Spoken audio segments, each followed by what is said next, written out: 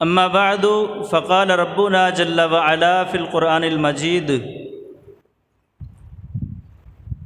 اعوذ باللہ السمیع العلیم من الشیطان الرجیم من ہمزہ ونفخہ ونفثہ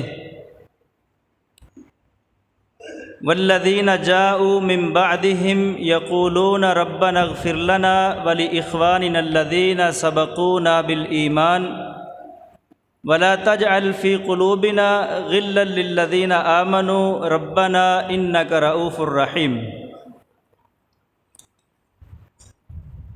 عزیز بھائیو، آج کے خطبہ میں آپ کے سامنے اپنے استاذ گرامی کے حوالے سے کچھ باتیں عرض کرنا چاہتا ہوں۔ دعا ہے کہ اللہ تعالیٰ استاد محترم کی مغفرت فرمائے۔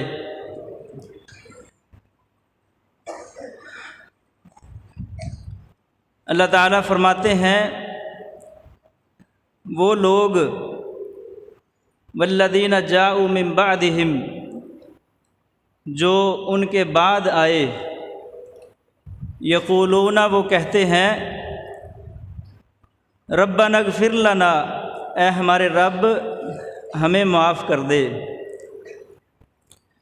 وَلِإِخْوَانِنَا الَّذِينَ سَبَقُونَا بِالْإِيمَانِ، اور ہمارے ان بھائیوں کو بھی معاف کر دے جو ایمان میں ہم سے سبقت لے گئے، ہم سے آگے نکل گئے،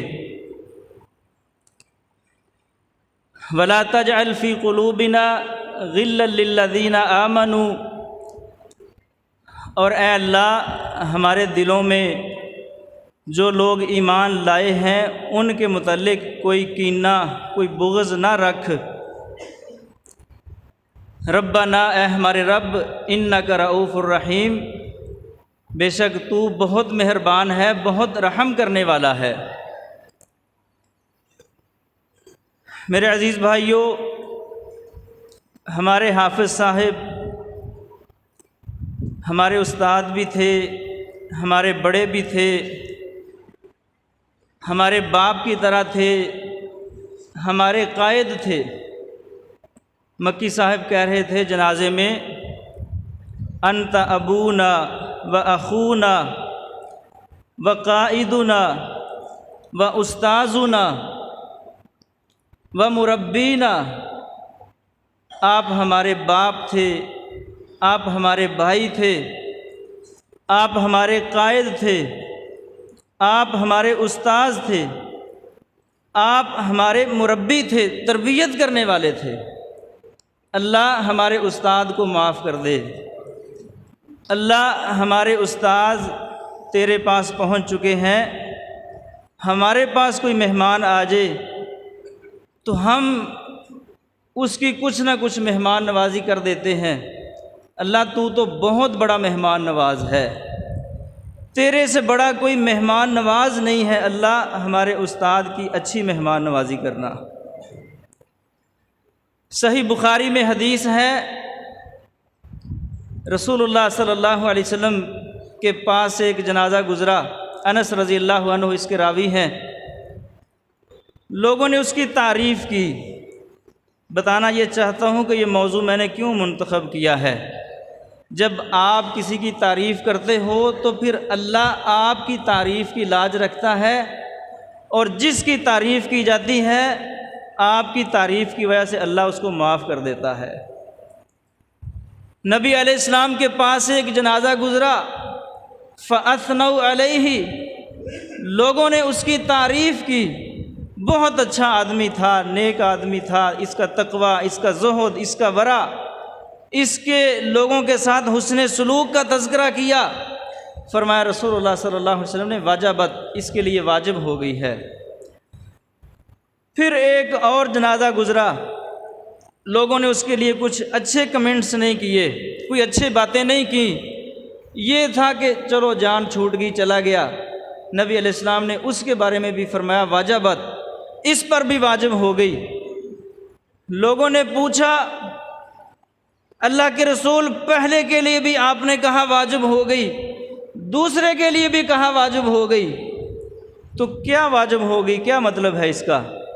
فرمایا رسول اللہ صلی اللہ علیہ وسلم نے، پہلے کی تم نے تعریف کی تھی، تم نے کہا تھا بہت اچھا آدمی تھا، تمہاری اس تعریف کی وجہ سے اللہ تعالیٰ نے اس پر جنت کو واجب کر دیا ہے، اور دوسرے کی تم نے تعریف نہیں کی، اس کے متعلق تمہارے تاثرات اچھے نہیں تھے، تو تم نے اس کی اچھی تعریف نہیں کی تو اللہ نے اس پر جہنم کو واجب کر دیا ہے۔ یہ صحیح بخاری کی حدیث ہے۔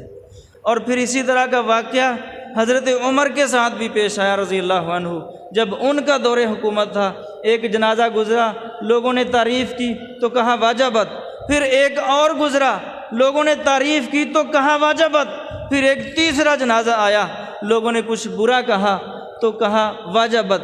پھر پوچھنے والے نے عمر سے پوچھا کہ یہ کیا ہے، واجبت کا کیا مطلب ہے؟ کہا پہلے دونوں کی تم نے تعریف کی ہے، یہی معاملہ رسول اللہ صلی اللہ علیہ وسلم کے زمانے میں پیش آیا تھا، تو جس کی تعریف کی تھی، تعریف کی وجہ سے نبی صلی اللہ علیہ وسلم نے فرمایا تھا اس پر اللہ تعالیٰ نے جنت کو واجب کر دیا ہے، اور جس کی بدخوئی کی گئی، جس کے بارے میں اچھے کلمات نہیں کہے گئے، اس کے متعلق نبی صلی اللہ علیہ وسلم نے فرمایا تھا اس پر جہنم واجب ہو گئی ہے، تو میں نے بھی اسی سنت کو دہرایا ہے۔ پھر فرماتے ہیں ہم نے رسول اللہ صلی اللہ علیہ وسلم نے ہمیں فرمایا کہ جس شخص کے متعلق 4 بندے اچھائی کی گواہی دے دیں، وہ بندہ فوت ہو گیا، 4 بندے کہہ دیں کہ یہ شخص بہت اچھا تھا، تو اللہ تعالیٰ اس کو معاف کر دیتے ہیں۔ ہم نے رسول اللہ صلی اللہ علیہ وسلم سے پوچھا اے اللہ کے رسول اگر 3 گواہی دے دیں، فرمایا 3 کی گواہی پر بھی اللہ اس کو جنت میں داخل کر دیتے ہیں۔ ہم نے پوچھا اللہ کے رسول اگر 2 شخص گواہی دے دیں، تو فرمایا 2 کی گواہی پر بھی اللہ اس کو جنت میں داخل کر دیتے ہیں۔ کہتے ہیں پھر ہم نے 1 کا نہیں پوچھا، یہیں پر ہم نے بریک لگا دی، اور فرمایا رسول اللہ صلی اللہ علیہ وسلم نے انتم شہداء اللہ علی الارض، اے لوگو تم زمین پر اللہ تعالیٰ کے گواہ ہو، جس کے متعلق تم اچھی گواہی دو گے اللہ تمہاری گواہی کی وجہ سے اس کے ساتھ اچھا سلوک کرے گا، اور جس کے متعلق تم بری گواہی دو گے اللہ تمہاری بری گواہی کی وجہ سے اس کے ساتھ برا سلوک کرے گا۔ تو دیکھو بھائیو، اللہ کے فضل سے ہمارے استاد گرامی کے متعلق اتنے اچھے کمنٹس لوگوں نے کیے، اتنے زبردست قسم کے تاثرات لوگوں نے پیش کیے، ہم تو حیران رہ گئے۔ واللہ میں نے اپنی زندگی میں اتنا بڑا جنازہ اپنی آنکھوں سے آج تک نہیں دیکھا، اتنی دنیا آ گئی، اتنی دنیا آ گئی، ہم تو حیران رہ گئے کہ لوگ کہاں سے آ گئے ہیں، ملک کے طول و عرض سے لوگ آئے۔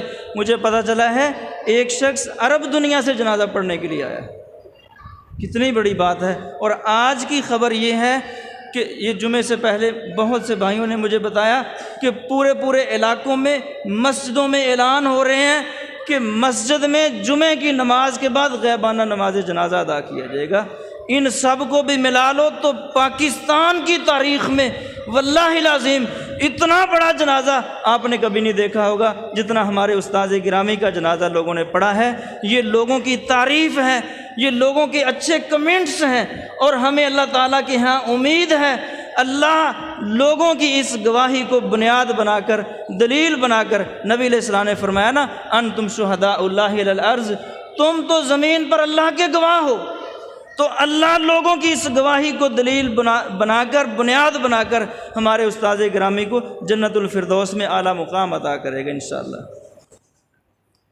تو میرے عزیز بھائیوں، یہ دیکھو ایک دوسرے کی تعریف کرنا، پھر بالخصوص جب کوئی ہمارا بھائی، کوئی ہمارا استاذ فوت ہو جائے اس کی تعریف کرنا، یہ تو اسلام کا ایک مستحسن خوبصورت چہرہ ہے۔ صحابہ کی زندگیوں کو دیکھ لو، نبی صلی اللہ علیہ وسلم کے زمانے میں ایک شخص فوت ہو گیا، رسول اللہ صلی اللہ علیہ وسلم ایک تو نا جس کا بھی جنازہ پڑھتے تو اس کے متعلق اچھے کلمات نبی علیہ السلام یہ فرماتے اللہم انہ عبدک وابن عبدک وابن امتک کان یشہد ان لا الہ الا اللہ وان محمد الرسول اللہ، اے اللہ یہ تیرا بندہ ہے، تیرے بندے کا بیٹا ہے، تیری بندی کا بیٹا ہے، یہ اس بات کی گواہی دیا کرتا تھا کہ اللہ ایک معبود ہے اور محمد اللہ کے رسول ہیں صلی اللہ علیہ وسلم۔ یہ تعریف تو خود محمد رسول اللہ صلی اللہ علیہ وسلم جنازے کے اندر کیا کرتے تھے۔ اب بعض ہمارے بھائیوں نے یہ بھی ایک اعتراض اٹھایا ہے نا کہ ہمارے حضرت شیخ عبد الرحمن مکی صاحب نے جنازہ جب پڑھایا تو جنازے میں بہت تعریف کی حافظ صاحب کی، تو بعض لوگ اس پر بھی ایک بحث کر رہے ہیں۔ خیر، جس کا کوئی اجتہاد ہے، ہم کسی کو برا نہیں کہتے، لیکن میری دانست کے مطابق جنازے کے اندر جس کا جنازہ پڑھایا جا رہا ہے اس کی تعریف کرنا خود رسول اللہ سے ثابت ہے صلی اللہ علیہ وسلم۔ یہ دیکھو، نبی علیہ السلام جنازے میں کہا کرتے تھے، اللہ یہ تیرا بندہ ہے، تیرے بندے کا بیٹا ہے، تیری بندی کا بیٹا ہے۔ یہ گواہی دیا کرتا تھا کہ اللہ ایک ہے اور محمد اللہ کے رسول ہیں صلی اللہ علیہ وسلم۔ اور ایک شخص رسول اللہ صلی اللہ علیہ وسلم کے زمانے میں فوت ہو گیا، بلکہ شہید ہو گیا۔ وہ مکے سے ہجرت کر کے مدینے میں آیا تھا۔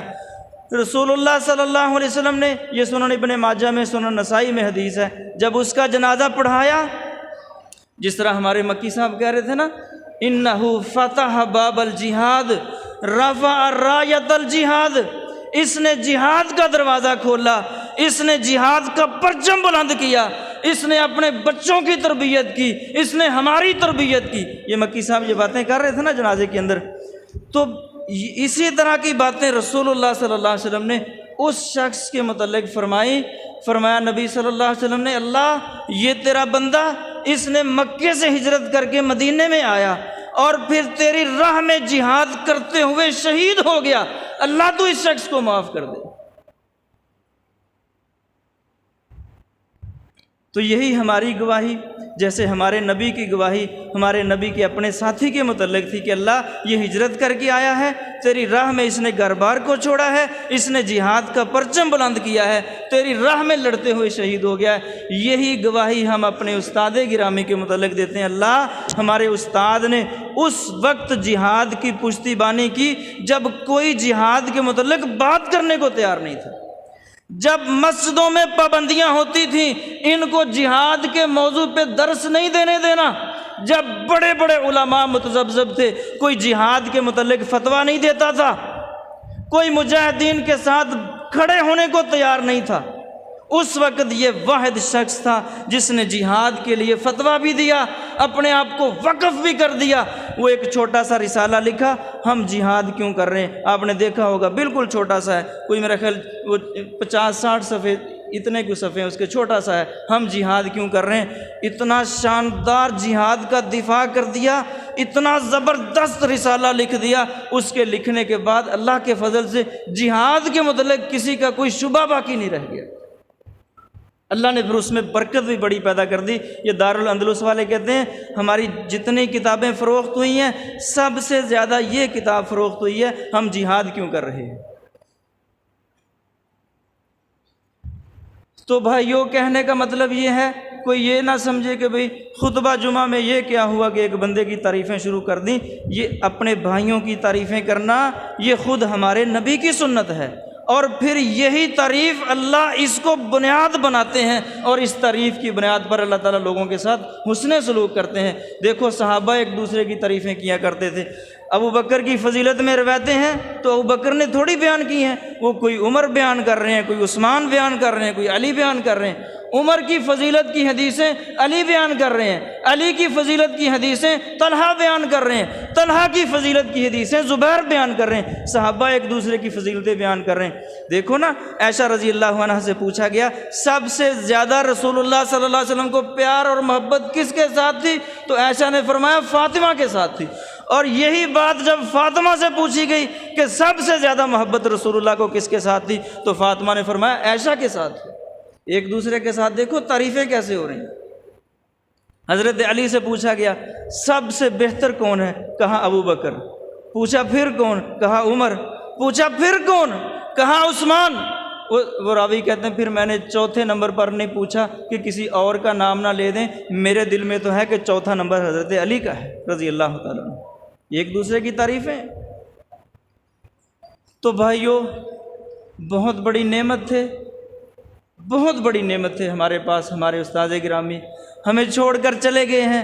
اللہ ان کے درجات کو بلند کرے۔ میں ان کی سیرت کے متعلق سے حوالے سے، ان کی زندگی کے ایمان اور تقوی اور زہد اور عبادت کے حوالے سے کچھ باتیں آپ کے سامنے عرض کرنا چاہتا ہوں۔ عرض کرنے کا مقصد یہ ہے کہ اب دیکھو نا، اتنا بڑا جنازہ دیکھ کر کتنے لوگ خواہش کر رہے ہیں کاش کہ ہمارا بھی جنازہ ایسا ہو۔ تو بھائیو، ایسے جنازے اپنے نصیبے میں کروانے کے لیے پھر ایسے کام بھی کرنا پڑتے ہیں جیسے کام انہوں نے کیے ہیں۔ حافظ صاحب کے متعلق آتا ہے، انہوں نے کلاس میں یہ بات بتائی تھی، کہتے ہیں 11 سال کی عمر میں نے تہجد پڑھنا شروع کر دی، پھر اس کے بعد سے میں نے کبھی تہجد کی نماز نہیں چھوڑی اللہ تعالیٰ کے فضل سے۔ اب کل میں نے ان کے بیٹوں سے، یہ عمر بھائی سے، عبداللہ بھائی سے پوچھا کہ یار یہ بات کیسی ہے؟ کہتے ہیں ایسے ہی ہے، صرف جب کبھی بہت زیادہ بیمار ہو جاتے ہیں نا، کہ انتہائی کمزور ہو جاتے کہ اٹھ ہی نہ سکتے، تو پھر کبھی تہجد چھوٹ جاتی تو چھوٹ جاتی، ورنہ ساری زندگی کبھی حافظ صاحب نے تہجد کی نماز نہیں چھوڑی۔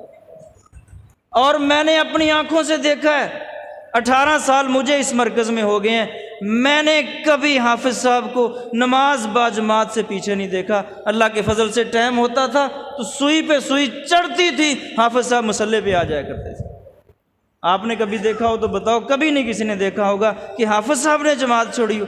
ایک دفعہ ہمارے عبید اللہ بھائی مجھے بتا رہے تھے کہ 2 بندوں کو میں نے دیکھا ہے جو نماز کے بڑے پابند ہیں، ان سے زیادہ نماز کا پابند میں نے کسی کو نہیں دیکھا، ایک حافظ عبدالسلام اور ایک حافظ محمد سعید حفظہ اللہ تعالیٰ۔ یہ 2 شخص نماز کے بہت پابند ہیں، اور ان کے ساتھ رہنے والے لوگ بتاتے ہیں کہ رات 1 بجے 2 بجے 3 بجے بھی کسی پروگرام سے واپس آئے ہیں نا، تو اس کے باوجود بھی تہجد کی نماز نہیں چھوڑ دے۔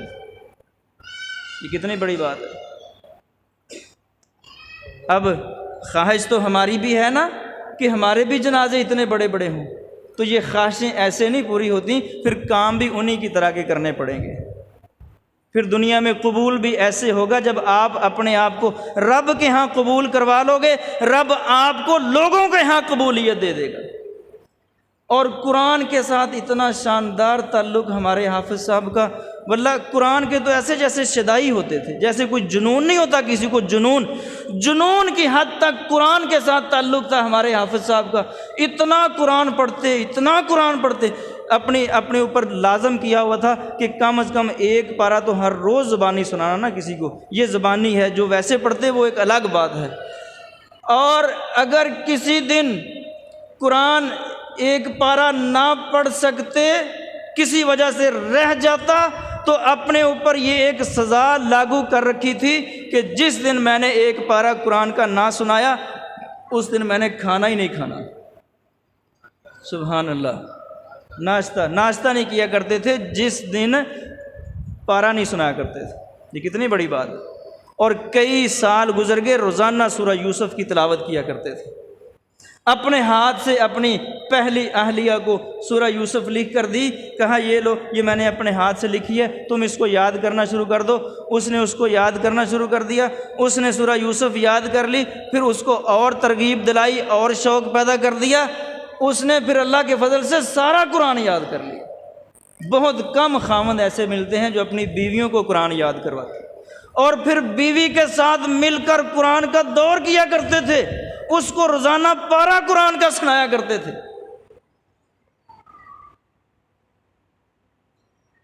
اور یہ عمر بھائی مجھے بتا رہے تھے کہ ساری زندگی تو یہ روٹین تھی کہ روزانہ 1 پارہ قرآن کا لازمی سناتے تھے۔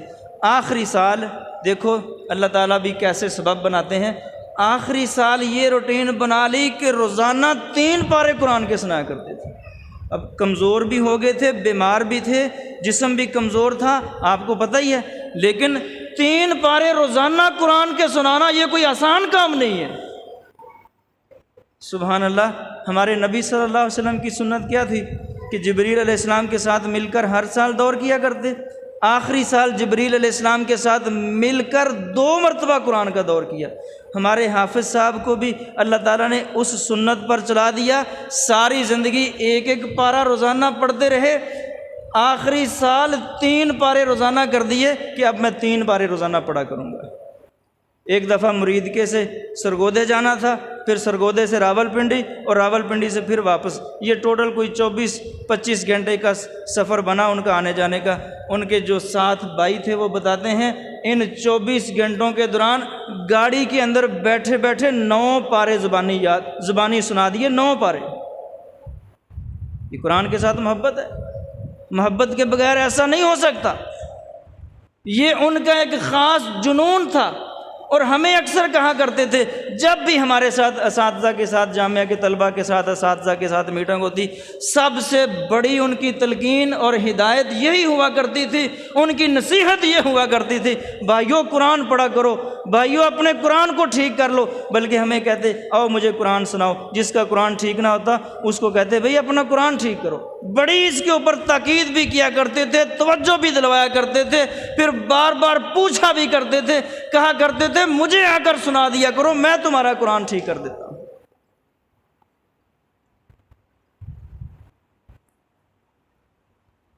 اور زہد اور ورع کی یہ کیفیت کہ ایک دفعہ وہ کعب بن مالک رضی اللہ عنہ کی حدیث ہے نا، جو تبوک کی جنگ سے پیچھے رہ گئے تھے، تو جب نبی علیہ السلام نے آ کے پوچھا کہ بھئی تم کیوں پیچھے رہ گئے ہو، تو باقی جو لوگ تھے انہوں نے جھوٹ بول کر جان چھڑا لی۔ 3 صحابہ ایسے تھے جنہوں نے جھوٹ نہیں بولا تھا، سچ بتا دیا کہ ہم سے سستی ہو گئی ہے، پھر ان کے ساتھ بائیکاٹ بھی کیا، پھر اللہ تعالیٰ نے ان کے ساتھ راضی نامہ نازل کر دیا۔ سارا واقعہ ہے کعب بن مالک رضی اللہ عنہ کا۔ یہ حدیث سنانے کے بعد فرمانے لگے کہ جب سے میں نے ہوش سنبھالی ہے، میں نے اپنی زندگی میں دانستہ طور پر کوئی غلطی سے ہو گیا ہو تو ہو گیا ہو، جان بوجھ کر میں نے اپنی زبان سے کبھی جھوٹ نہیں بولا۔ یہ کتنی بڑی بات ہے، کوئی بندہ یہ دعویٰ نہیں کر سکتا۔ کہتے جان بوجھ کر میں نے اپنی زندگی میں جب سے میں نے ہوش سنبھالی ہے اپنی زبان سے کبھی جھوٹ نہیں بولا۔ یہ حافظ صاحب خود بتا رہے ہیں۔ اور اپنے اوپر منکرات سے بچنے کے لیے کچھ نہ کچھ کفارات، کچھ سزائیں لاگو کر رکھی تھی۔ ایک دفعہ اپنے اوپر یہ لازم کر لیا کہ آج کے بعد اگر میں نے یوٹیوب دیکھا نا، قسم اٹھا لی آج کے بعد میں یوٹیوب نہیں دیکھوں گا۔ اپنے اوپر قسم کا کفارہ لاگو کر لیا کہ اگر میں نے یوٹیوب کو دیکھ لیا، کہتے اس کو دیکھنے سے وقت ضائع ہوتا۔ یہ نہیں کہ وہ یوٹیوب پہ کوئی غلط باتیں دیکھتے تھے، کوئی فلمیں، ایسا تو تصور نہیں نا، وہ تو ماشاءاللہ بڑے نیک آدمی تھے۔ یوٹیوب پہ بھی وہ کوئی اچھے لیکچر ہی سنتے تھے، کوئی اچھی معلومات ہی سنتے دیکھتے تھے، لیکن اس میں بھی دیکھا کہ میرا وقت ضائع ہو رہا ہے تو اپنے اوپر قسم ڈال لی کہ آج کے بعد میں نے یوٹیوب بھی نہیں دیکھنا۔ یہ کتنی بڑی بات ہے۔ اور دنیا سے بے رغبتی، سبحان اللہ، کمال کی بے رغبتی۔ ایک بہت بڑے تاجر نے جب حافظ صاحب نے تفسیر لکھی نا، تو ایک بہت بڑے تاجر نے کوئی لاکھوں روپے انعام دینے کی کوشش کی۔ کہتا حافظ صاحب یہ میں نے آپ کو انعام دینا ہے۔ وہ کوئی کئی لاکھ روپے تھے۔ حافظ صاحب نے کہا یار مجھے نہ دو، آپ ایسا کرو دارالاندلس والوں کو دے دو، ہماری تفسیر میں آپ حصہ شامل کر دو، ہم تفسیر کو ڈسکاؤنٹ کر دیتے ہیں، آپ سستی تفسیر لوگوں میں تقسیم کرنا شروع کر دو۔ ایک عورت نے حافظ صاحب سے کہا کہ میں آپ کو انعام دینا چاہتا ہوں، وہ بھی کوئی بڑی مالدار عورت تھی، اس کو بھی آپ نے یہی کہا کہ آپ مجھے انعام دینے کی بجائے یہی پیسہ میری تفسیر میں شامل کر دیں تاکہ لوگ مہنگی تفسیر نہیں خرید سکتے، سستی تفسیر ہو جائے گی، سارے لوگ خرید لیں گے۔ اس نے 100 رنگین تفسیروں کے پیسے دے دیے۔ اس وقت ایک تفسیر 6000 روپے کی آتی تھی، 100 کو 6000 سے ضرب دو، 6 لاکھ روپیہ بنتا ہے۔ 6 لاکھ روپیہ اپنی جیب میں ڈالنے کی بجائے، حالانکہ اپنی جیب میں ڈال لیتے تو حلال تھا، جائز تھا، وہ تو انعام ہی دے رہی تھی، کوئی رشوت تھوڑی تھی، کوئی غلط کاری تو نہیں تھی، جیب میں ڈال سکتے تھے۔ لیکن دنیا سے بے رغبتی کا یہ عالم ہے کہ اس کو کہا کہ نہیں میری تفسیر میں شامل کر دو۔ ایک مرتبہ یہ عبد المالک مجاہد صاحب حافظہ اللہ، وہ کہنے لگے حافظ صاحب آپ کی کوئی ضرورت تو نہیں ہے، کوئی ضرورت کسی قسم کا کوئی مسئلہ ہو تو مجھے بتاؤ۔ حافظ صاحب نے کہا یار صرف ایک ضرورت ہے، اگر آپ کرنا چاہو تو میری تفسیر میں کچھ پیسے ملا دو، تفسیر مہنگی ہے، لوگ خرید نہیں سکتے، سستی ہو جائے گی، سارے لوگ خرید لیں۔ یہ دنیا سے بے رغبتی ہے۔ حالانکہ کتنا بڑا عہدہ تھا، کتنے زیادہ ان کے پاس اختیارات تھے، وہ کوئی اپنے بل بنا کر دستخط کر دیتے، سائن کر دیتے، امیر محترم ان کے بل کو ریجیکٹ کرتے ہی نہیں تھے، چاہتے تو بڑی بڑی پراپرٹی اور بڑی بڑی کوٹھیاں اور گاڑیاں اور بنگلے اور مکان بنا سکتے تھے، لیکن آپ دیکھ لو آخری دم تک ایک 5 مرلے کا پلاٹ بھی حافظ صاحب کے نام نہیں ہے۔ یہ دنیا سے بے رغبتی ہے۔ اور پھر طلبہ کے ساتھ محبت کیا کرتے تھے، اساتذہ کے ساتھ محبت کیا کرتے تھے، طلبہ کے اوپر خرچ کرتے، کہتے واللہ مجھے اس سے بڑی اچھی خرچ کرنے کی جگہ کوئی نہیں ملتی۔ یہ ہمارے لائبریری والے بھائی ابو مسلم وہ فرماتے ہیں کہ میرے پاس پرچیاں آ جاتی، فلانے طالب علم کو کتابیں دے دو، فلانے طالب علم کو کتابیں دے دو، فلانے کو کتابیں دے دو، وہ کوئی 1,00,000 1.5 لاکھ 2 لاکھ کا بل بن جاتا۔ کچھ دنوں کے بعد 1,00,000 روپیہ 1.5 لاکھ روپیہ لے کر خود میرے پاس دفتر میں آ جاتے، لائبریری میں آ جاتے، بھئی جتنے پیسے بن گئے یہ لو میرے سے لے لو، کسی کو بتانا نہیں ہے۔ طلبہ کو پیسے دیا کرتے تھے۔ یہ تو مجھے اب حافظ صاحب کی وفات کے بعد کئی لڑکوں کا پتہ چلا ہے کہ ماہانہ ان کے مقرر کر رکھے تھے، اور پھر یہ صرف ابھی نہیں، شروع سے ایسا تھا، بلکہ جب مرکز میں بھی نہیں آئے تھے، ادھر جامعہ محمدیہ میں ہوتے تھے، وہاں کے کئی لوگوں نے بتایا ہے اس وقت ان کے کئی شاگرد بڑی بڑی مسندوں پر فائز ہیں، شیخ الحدیث بنے ہوئے ہیں، بڑے بڑے خطیب ہیں، وہ اب بتا رہے ہیں، اپنے کمنٹس دے رہے ہیں کہ میں حافظ صاحب کے پاس پڑھا کرتا تھا، میں غریب تھا، میری مالی پوزیشن اچھی نہیں تھی، حافظ صاحب مجھے ماہانہ پیسے دیا کرتے تھے، کہتے تھے چھوڑ کے نہیں جانا، پیسے مجھ سے لے لو۔ طلبہ کا اتنا زیادہ خیال کیا کرتے، ان کے کھانے کے لیے تگ و دو کیا کرتے، ان کی سہولیات کے لیے تگ و دو کیا کرتے، امیر صاحب کے پاس جا کر ہمارے طلبہ کو یہ کھانے کے لیے دو، ہمارے طلبہ کے کھانے کو اچھا کر دو، ایسا کر دو، ویسا کر دو، یہ مینیو بنانا ہے، ایسا شیڈول پاس کرنا ہے، یہ کرنا وہ کرنا ہے، ہر وقت طلبہ کی فکر کیا کرتے تھے۔ یہ ان کی علم کے ساتھ، مدارس کے ساتھ، علماء کے ساتھ، طلباء کے ساتھ محبت کی بہت بڑی دلیل ہے، اور سادگی ایسی کہ جماعت کے قائم مقام امیر بن گئے، بڑے بڑے حکومتی اور غیر حکومتی اور ٹھاٹھ باٹھ والے لوگوں کے ساتھ ملاقاتیں کرنا ہوتی، وہی سادہ سا جوڑا پہنا ہوتا، وہی پلاسٹک کے جوتے پہنے ہوتے۔ کہنے والے کہتے حافظ صاحب آپ امیر ہو، کچھ جوتے ویل ڈریس ہو جو، لباس کچھ تھوڑا سا اچھا کر لو، جوتے کچھ چینج کر لو۔ کہتے یہ کیا کرتے ہو تم، مجھے کیا کہتے ہو، کس طرح کی باتیں تم میرے ساتھ کرتے ہو؟ بلکہ جو کوئی اس طرح کی بات کرنے کی کوشش کرتا، آگے سے اس کو غصے میں آ کر جھڑک دیا کرتے تھے کہ تم میرے ساتھ کیسی باتیں کر رہے ہو۔ اور تربیت ایسی شاندار، واللہ ایسی شاندار تربیت، وہ مربی تھے، مربی جس کو کہتے ہیں نا مربی، وہ حافظ صاحب تھے۔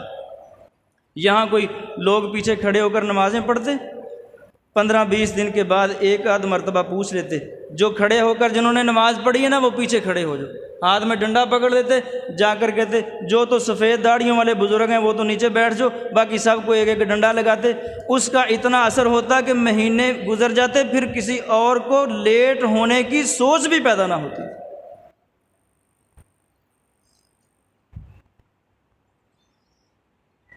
کفار کی تہذیب سے بہت چالو تھے، کافروں سے شدید قسم کی نفرت تھی حافظ صاحب کو۔ یہاں ایک دفعہ ایک بزرگ نے کہہ دیا ہم نے مرکز کو نیٹ کلین بنانا ہے، صاف ستھرا بنانا ہے، ہم نے مرکز کو ایسے بنانا جیسے پیرس ہوتا ہے۔ وہ پیرس کا اس نے نام لے دیا۔ حافظ صاحب غصے میں آ کر کھڑے ہو گئے، او بھائی پیرس کیا ہوتا ہے؟ پیرس کو کیوں رول ماڈل بناتے ہو؟ پیرس کو آئیڈیل کیوں بناتے ہو؟ ہم نے اپنے مرکز کو مکہ اور مدینہ بنانا ہے۔ سبحان اللہ، کتنی بڑی بات ہے۔ لوگ کہہ دیتے نا ہم نے پیرس بنانا ہے، ہم نے جناب نیو یارک بنانا ہے، کوئی کسی کو آئیڈیل بنا۔ ایک دفعہ ایک شخص نے آ کر پوچھا آپ صاحب آپ کا آئیڈیل کون ہے؟ ہر ایک کا زندگی میں کوئی نہ کوئی آئیڈیل ہوتا ہے نا، وہ کسی کو فالو کرتا ہے، جی مجھے فلانا بڑا اچھا لگتا ہے فلانا۔ اس نے پوچھا حافظ صاحب آپ کا آئیڈیل کون ہے؟ کہتے ہیں بھی میرا آئیڈیل تو حضرت محمد رسول اللہ صلی اللہ علیہ وسلم ہے، اس کے بعد مجھے کوئی آئیڈیل نظر ہی نہیں آتا۔ اور منہج اتنا صاف ستھرا، اتنا صاف ستھرا منہج۔ کسی نے پوچھا کہ اہل الحدیث اصول فقہ میں کس امام کے زیادہ قریب ہیں؟ تو بہت سادہ سا جواب دیا، اہل الحدیث اصول فقہ میں حضرت محمد رسول اللہ کے زیادہ قریب ہیں صلی اللہ علیہ وسلم۔ کوئی گنجائش باقی نہیں چھوڑی کہ بھئی ہمارا تو آغاز بھی محمد رسول اللہ، ہمارا اختتام بھی محمد رسول اللہ، نہ ہم ان سے آگے نکلتے ہیں نہ ہم ان سے پیچھے نکلتے ہیں۔ کتنا صاف ستھرا سیدھا سادہ منہج استدلال کہ ہمارے آئیڈیل اصول فقہ میں جناب محمد رسول اللہ صلی اللہ علیہ وسلم۔ اور پھر دیکھو اللہ تعالیٰ نے حسن خاتمہ کتنا زبردست کیا۔ صحیح بخاری کی شرح لکھتے ہوئے گئے، سبحان اللہ۔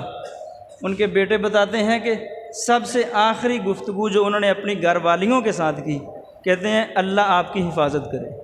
کہتے ہیں پہلے جب الوداع کرتے تھے تو ایسا جملہ نہیں بولتے تھے، آخری مرتبہ جب گھر والیوں کو الوداع کیا تو کہتے ہیں اللہ آپ کی حفاظت کرے۔ پھر شرح بخاری لکھتے ہوئے گئے، پھر جاتے وقت وہ بخاری کے طالب علموں کو اپنے پاس بلا لیا۔ اس وقت بلاتے نہیں تھے، بس پتہ نہیں کیا ذہن میں آیا، ان کو بلا لیا، ان کے ساتھ کچھ باتیں کی، پھر ظہر اور عصر کی نماز اکٹھی کر لی۔ سبحان اللہ، یہ دیکھو اللہ تعالیٰ کی رحمت، ظہر کے ساتھ ہی عصر کی نماز بھی پڑھ لی۔ شاید اللہ تعالیٰ کو یہ منظور تھا کہ عصر کے وقت اس بندے نے فوت ہو جانا ہے، اس کو عصر بھی پہلے پڑھا دی۔ پھر اپنے بھائیوں کو نصیحت کی، نصیحت میں جماعت اور جہاد اور دعوت اور تبلیغ کے ساتھ جڑے رہنے کی تلقین کی۔ پھر جاتے آخری وقت جو دعا کی، سبحان اللہ، حسن خاتمہ دیکھو، زندگی کی آخری دعا حافظ صاحب کی پتہ کیا ہے؟ 5 مرتبہ یہ دعا کی، اللہم لا تدع لنا ذنبا الا غفرت، اللہم لا تدع لنا ذنبا الا غفرت، اللہم لا تدع لنا ذنبا الا غفرت۔ اے اللہ میرا کوئی گناہ باقی نہ چھوڑ، میرے سارے گناہوں کو معاف کر دے۔ یہ حافظ صاحب کی آخری دعا ہے۔ اور کل امیر حمزہ صاحب کے ساتھ یہاں میری ملاقات ہوئی ہے، وہ بتا رہے تھے کہ آخری کلمہ جو حافظ صاحب کی زبان سے نکلا ہے وہ کلمہ لا الہ الا اللہ محمد رسول اللہ صلی اللہ علیہ وسلم۔ دیکھو اتنی اچھی موت اپنے بھائیوں کے درمیان، کوئی ڈاکٹروں کے ٹیکے نہیں لگوانے پڑے، کوئی ہسپتال کے دھکے نہیں کھانے پڑے کہ وہاں کوئی نرسیں آتی، کوئی ٹیلی ویژن چل رہا ہوتا، کوئی میوزک چل رہی ہوتی، کوئی اور مسئلہ ہوتا۔ اللہ تعالیٰ نے ان دھکوں سے بچا لیا اپنے بھائیوں کے اندر۔ پھر جیل کے اندر، واللہ جہاد کی خاطر جیل میں پڑا ہوا بندہ، وہ حدیث میں آتا ہے نا کہ جو بندہ جس حالت میں فوت ہوتا ہے قیامت کے دن اللہ اس کو اسی حالت میں اٹھائے گا۔ ہمارے حافظ صاحب جیل میں فوت ہوئے ہیں، قیامت کا دن ہوگا، اللہ حافظ صاحب کو جیل کی حالت میں اٹھائے گا اور اللہ کہے گا کہ اے میرے بندے، تو نے میری خاطر دنیا میں قید و بند کی صعوبتیں برداشت کی ہیں، جا میں نے تجھے آج جہنم کی قید سے آزاد کر دیا۔ کتنی بڑی بات ہے، جو جس حالت میں فوت ہوتا ہے وہ اسی حالت میں اٹھایا جاتا ہے۔ اپنے بھائیوں کے درمیان نصیحت کرتے ہوئے، دعا کرتے ہوئے، مسجد کے اندر کلمہ پڑھتے ہوئے، صحیح بخاری کی شرح لکھتے ہوئے، اتنی خوبصورت موت، اتنی اچھی موت، اور پھر دنیا کے کمنٹس اور تبصرے اور ہزاروں لاکھوں لوگوں کا جنازہ پڑھنا۔ واللہ قابل رشک آدمی تھا جو فوت ہو گیا۔ جب لوگ قبر میں اتار رہے تھے، میں کہہ رہا تھا لوگوں تم ایک بندے کو نہیں، علم کے پہاڑ کو قبر میں دفن کر رہے ہو۔ یہ علم کا پہاڑ ہے جو تم قبر میں دفنا رہے ہو۔ انت اخونا و ابونا و قائدنا و مربینا و استاذنا، آپ ہمارے بھائی تھے، آپ ہمارے باپ تھے، آپ ہمارے قائد تھے، آپ ہمارے استاذ تھے، آپ ہمارے مربی تھے۔ اللہم اغفر لہ وارحمہ وعافہ واعف عنہ واکرم نزلہ ووسع مدخلہ واغسل خطایاہ بالماء والثلج والبرد وابدلہ دارا خیرا من دارہ واہلا خیرا من اہلہ وادخلہ الجنہ واعذہ من فتنة القبر ومن عذاب النار۔